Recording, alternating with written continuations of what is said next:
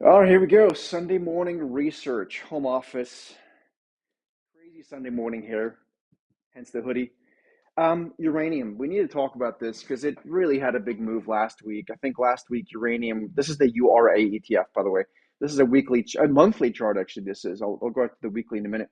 But uranium had a big move last week. It's up like 27% on the month here, on the month of May.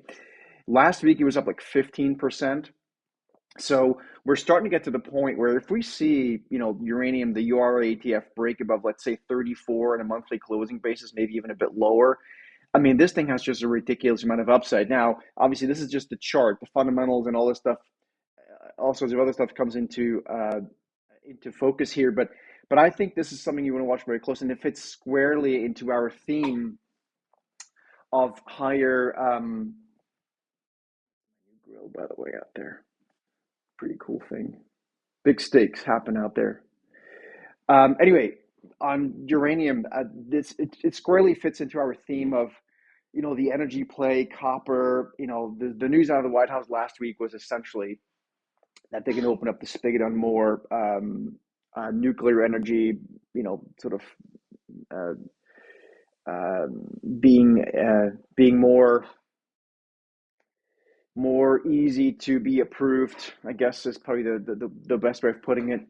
But there's so much opportunity. It's ridiculous. So this is kind of the second half of 2025 that's now starting to come into play. And again, it's not just uranium, by the way. It's copper had a massive week last week. You can see copper, well, massive. It was up 5%, but sorry. No. Let me. This is the Sunday morning talk, right? So up 5% on the week. It's on the month. It's up about the same. So it was a big week last week. It hasn't been a big month yet. That's what I meant to say. Lastly, give you some perspective on all this performance wise.